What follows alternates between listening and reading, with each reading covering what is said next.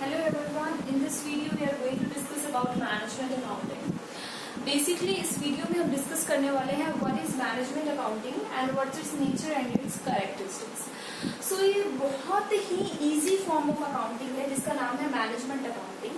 Management accounting basically accounting का एक ऐसा ब्रांच है जिसके अंदर हम उन सभी फैक्ट्स की, डाटा की, या हम कह सकते हैं फिगर की या मेथड्स को यूज करते हैं, उसकी स्टडी करते हैं जो पर्टिकुलरली हमारी मैनेजमेंट की हेल्प करेगी. किस लिए हेल्प करेगी? वेरियस काइंड ऑफ डिसीजंस को लेने के लिए. तो फाइनेंशियल अकाउंटिंग में से ऐसे डाटा को अलग से निकाल कर रख लेना और ऐसे डाटा को अलग से एनालाइज करना जो सिर्फ और सिर्फ मैनेजमेंट के काम आएगा, that particular type of accounting is also known as management accounting and it can also be said at accounting for management, AMA, accounting for management. ठीक है. सो बेसिकली इसके अंदर हम करते क्या? मैनेजमेंट अकाउंटिंग एक ऐसी तरीके की अकाउंटिंग है, एक ऐसी ब्रांच ऑफ अकाउंटिंग है जिसका मेन एम है मैनेजमेंट को असिस्ट करना, मैनेजमेंट को हेल्प करना. तो अभी आप लोग ये सोच रहे होंगे कि मैनेजमेंट को हेल्प किस लिए करना है. ठीक है. सो बेसिकली एक ऐसी टाइप ऑफ अकाउंटिंग जहां आप मैनेजमेंट को हेल्प कर रहे हैं डिसीजन मेकिंग में. ठीक है. जब आपके पास एक गिवन अल्टरनेटिव्स का सेट है कि ये भी है, ये भी है, ये भी है, 4-5 ऑप्शंस है, ये आपको एक बेस्ट को चूज करना है, तो मैनेजमेंट को कोई सपना थोड़ी आएगा मेरे मैनेजर को सोए कि हाँ ये वाला ऑप्शन बेस्ट है. नहीं, उसके लिए उसको क्या करना पड़ेगा भाई? स्टडी करना पड़ेगा. स्टडी किसको करना पड़ेगा? Financial data. फाइनेंशियल डाटा को कहाँ से लाएगा? फाइनेंशियल अकाउंटिंग में से. ठीक है. लेकिन फाइनेंशियल अकाउंटिंग में जिस तरीके से उसको स्टडी किया जाता है उसी सेम डाटा को उठा के एक अलग प्रोस्पेक्टिव से डिसीजन लेने के एक तरीके से उसको स्टडी किया जाएगा किसके अंदर? मैनेजमेंट अकाउंटिंग के अंदर. मींस सेम वही डाटा है, सेम वही चीजें हैं, बट उसको उठा करके, ठीक है, वो कहते हैं ना कि एक नई शेप दे दी जाती है मैनेजमेंट अकाउंटिंग में. है तो फाइनेंशियल अकाउंटिंग का डाटा, ठीक है, बट उसको उठाया जाता है और उसको एक नई शेप दी जाती है. ठीक है. तो मैनेजमेंट अकाउंटिंग जो अपना डाटा लाती है फाइनेंशियल अकाउंटिंग से तो लाती ही लाती है, बट आपने एक चीज पढ़ी है फाइनेंशियल अकाउंटिंग में कि वो सिर्फ और सिर्फ उसी डाटा को स्टडी करती है जो measure in term of money होता है, और वो डाटा जो measure in term of money नहीं हो सकता उसको फाइनेंशियल अकाउंटिंग क्या करती है? छोड़ देती है. But management accounting financial accounting से डाटा वो वाला तो ले लेती है जो कि उसके लिए यूजफुल है और जो measure in term of money है, बट उसके साथ साथ नॉन मॉनिटरी नेचर के डाटा को भी इसके अंदर क्या किया जाता है?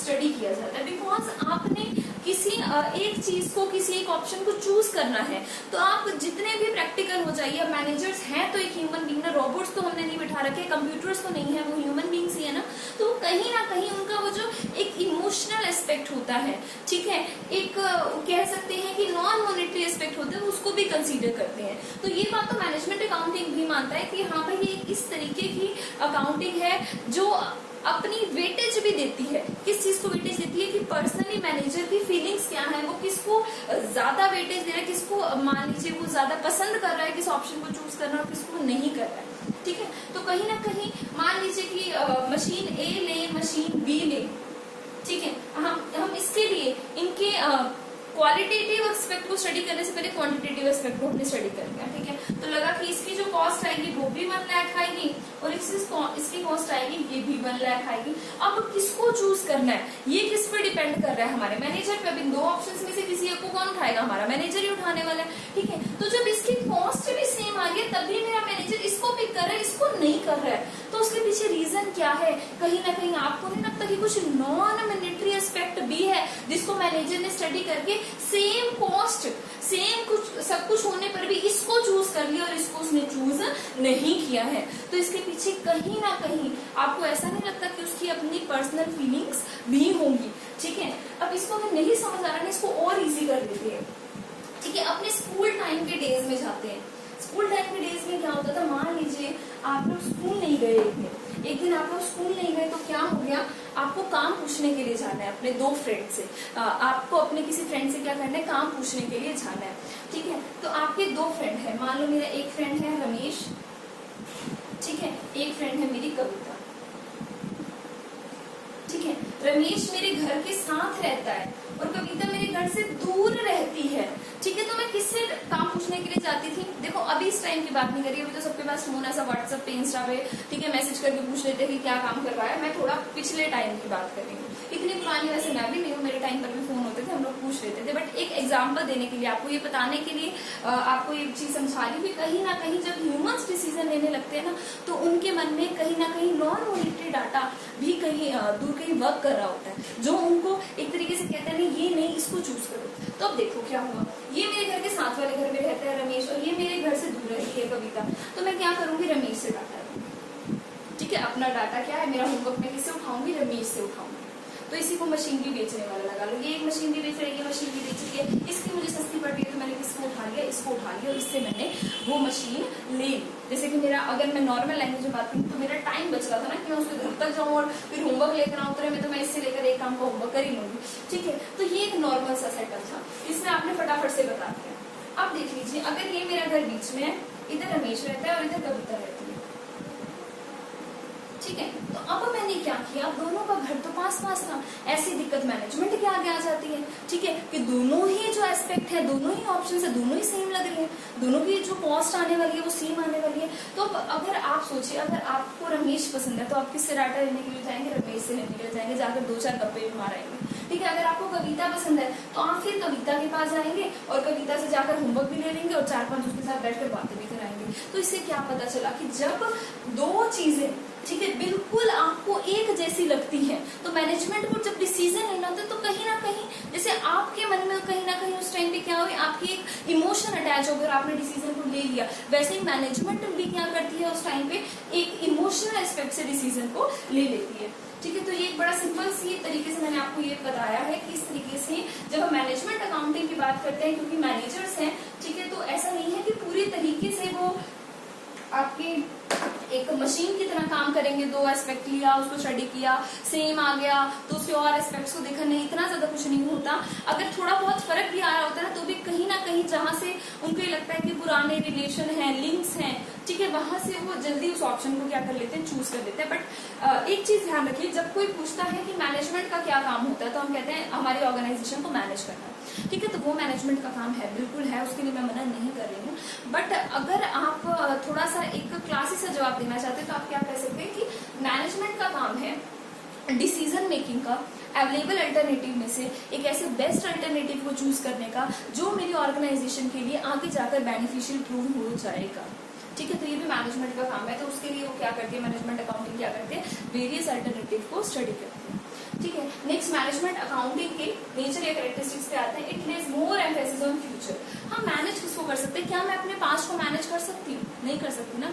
अगर आप मान लीजिए मेरी बीकॉम हो चुकी है तो मैं अब ये बैठ के थोड़ी अपनी बीकॉम को थोड़ी मैनेज करने लगूंगी, नहीं, मैं अपनी हायर स्टडीज को अब आगे जो मुझे पढ़ना है, ठीक है, मैं उसको मैनेज करने के बारे में सोचूंगी। सो बेसिकली जो मैनेजमेंट अकाउंटिंग होती है ना, it Lay's more emphasis on the future. क्योंकि आपको क्या लेना है, डिसीजन लेना है। डिसीजन पास्ट के डिसीजन अब बैठ के थोड़ी लेंगे, वो तो वक्त चला गया, उसी टाइम डिसीजन लेना था अगर कोई लेना था तो। अब तो जब वक्त निकल चुका है हाथ से, तो अब डिसीजन नहीं लिए जा सकते। तो जहां आप ये समझते हैं कि आपको डिसीजन लेना है, तो अपने आप से सोच लीजिए वो जो पर्टिकुलर फील्ड ऑफ अकाउंटिंग है वो फ्यूचरिस्टिक है, आपको आगे के बारे में सोचना है। देखिए, जब हमने अपनी 11th क्लास के अंदर फाइनेंशियल अकाउंटिंग की थी तो उसकी लिमिटेशन में किया था कि ये सिर्फ पास्ट की स्टडी करते हैं, फ्यूचर में क्या करना है वो तो बताती नहीं है। तो आप ये भी कह सकते हैं कि मैनेजमेंट अकाउंटिंग तो आपको फ्यूचर के लिए भी हेल्पफुल है।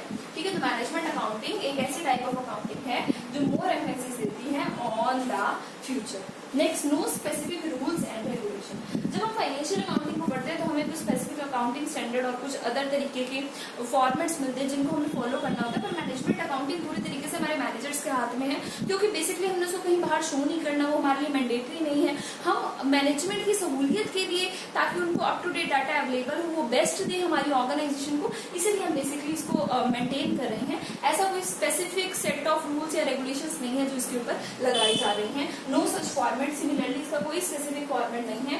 कुछ टेक्निक्स इसमें सिखाई गई हैं, ठीक है, उन टेक्निक्स को आप किस तरीके से अप्लाई करते हैं वो आप पर डिपेंड करता है। जैसे कि मैं हमेशा कहती हूँ कि हमें कई बार ये लगता है कि जो हमारे मैनेजमेंट है वो बिल्कुल मशीनें हैं, ठीक है, वो ऐसा नहीं है। जो हमारे मैनेजमेंट है वो कहीं ना कहीं ह्यूमन एस्पेक्ट को शो कर रहे हैं। ठीक है। तो जब आप मैनेजमेंट अकाउंटिंग की बात करें तो कहीं ना कहीं आप ये भी कह रहे हैं कि हम नॉन मॉनेटरी एस्पेक्ट्स को भी ले रहे हैं। इसमें कुछ ऐसा फॉर्मेट नहीं है, इसमें अपनी कन्वीनियंस को देखा जाता है। मैनेजमेंट अपनी सुविधा के अकॉर्डिंग इस काम को करती है।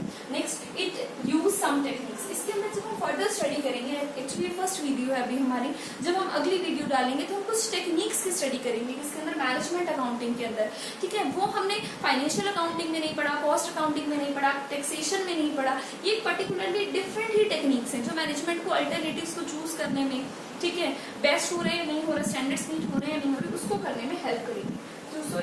Next is it involve personal judgement. वो तो मैं बहुत देर से आपको बता ही रही हूँ, मैनेजमेंट अकाउंटिंग है, ठीक है, तो इसके अंदर पर्सनल जजमेंट आपकी लगाई जाती है। कहीं ना कहीं आप कितना भी सोच लीजिए कि हमें प्रैक्टिकल होकर डिसीजन लेना, बट वी आर ह्यूमंस, तो कहीं ना कहीं ह्यूमन होने के नाते हमारी वो इमोशनल एस्पेक्ट सामने आ ही जाता है। Next, it also consider quantitative data, qualitative data है, मैंने यहाँ पर शायद गलत लिख रखा है। It also consider quantitative data, नहीं क्वालिटेटिव, क्योंकि क्वांटिटेटिव तो देख लीजिए,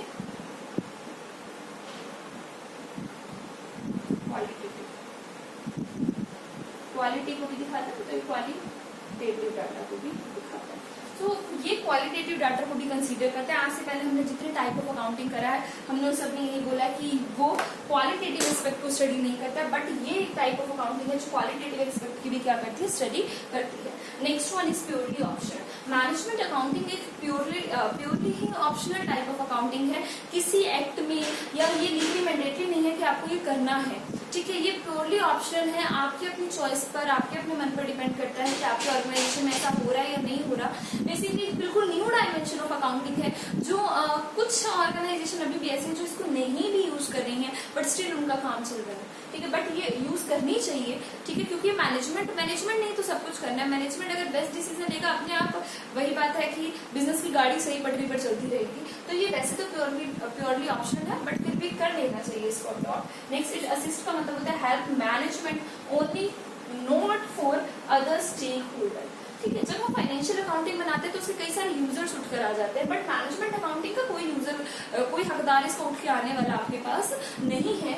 ये अदर स्टेक होल्डर के किसी काम की नहीं है, ठीक है। इसकी जो टेक्निक है वो आपकी मैनेजमेंट ही समझ सकती है, आपने इसमें जो डाटा लिया वो आपकी मैनेजमेंट ही समझ सकती है, अदर कोई भी उस तरीके के डाटा को समझ नहीं सकता। तो ये बाकी सब स्टेक होल्डर के लिए इसका कोई भी यूज नहीं है। Okay, the next is provide base for decision making. ये आपको एक मतलब आपको ये बताएगी, एक बेस देगी, ठीक है, कि जिस बेस पर आप डिसीजन को लो, ठीक है। सो इट प्रोवाइड बेस, ये आपको बेस प्रोवाइड करेगी, ये आपको गाइड करेगी, ये आपको एक ग्राउंड प्रोवाइड करेगी किस चीज का, डिसीजन लेने के लिए। Next, more operational in nature, ठीक है। जो फाइनेंशियल अकाउंटिंग है उसका रिजल्ट 31 मार्च को निकल कर आने वाला है। टैक्सेशन अकाउंटिंग है, कॉस्ट अकाउंटिंग है, मतलब एक पर्टिकुलर टाइम पर इनका रिकॉर्ड निकल के आने वाला है। बट जो मैनेजमेंट अकाउंटिंग है ये डे टू डे ऑपरेशंस में भी आपकी क्या करती है, हेल्प करती है, ठीक है। तो मैनेजमेंट अकाउंटिंग कोई ऐसी फील्ड ऑफ अकाउंटिंग नहीं है जिसका रिजल्ट आपको एक पर्टिकुलर टाइम पीरियड के बाद मिलने वाला नहीं। अगर आप उसको कर रहे हैं तो आपकी डे टू डे ऑपरेशंस की एफिशिएंसी क्या होने वाली है, इंक्रीज होने वाली है, आपके मैनेजमेंट की डिसीजन मेकिंग स्किल्स इंप्रूव होने वाली है। और जो आप डिसीजन अपनी ऑर्गेनाइजेशन में लेने में पहले टाइम लगा रहे थे, मैनेजमेंट अकाउंटिंग को अडॉप्ट करने के बाद आप उन्हीं डिसीजंस को बहुत जल्दी से भी ले सकते हैं। Next is new dimension of accounting. ये बिल्कुल ही एक नए डायमेंशन ऑफ अकाउंटिंग है। जैसे कि मैंने आपको अभी बताया, सभी ऑर्गेनाइजेशंस इसको यूज भी नहीं कुछ कर रही हैं, कुछ ही ऑर्गेनाइजेशन है जो इसको यूज कर रही हैं, बट इसको यूज करने का फायदा तो है ही है। जैसे कि हम स्ट्रेटेजी में बात करते हैं कि कुछ एक ऑर्गेनाइजेशन की कोई टेक्निक उसकी स्ट्रेटेजिकली उसके लिए एडवांटेजेस हो जाते हैं, कंपैरेटिव उसकी एडवांटेज बन जाती है। तो अगर आप मैनेजमेंट अकाउंटिंग को बहुत अच्छे से कर रही हैं और बाकी सब नहीं कर रही हैं, तो मैनेजमेंट अकाउंटिंग में आपके लिए एक कंपैरेटिव एडवांटेज की तरह साबित हो सकती है। तो अभी हम इसको इतना ही स्टडी कर रहे हैं, अपने नेक्स्ट चैप्टर में हम थोड़ा बहुत और इसको थ्योरेटिकली स्टडी करेंगे, देन कोशिश करते हैं इसके भी प्रैक्टिकल एस्पेक्ट को पढ़ने की। Thank you.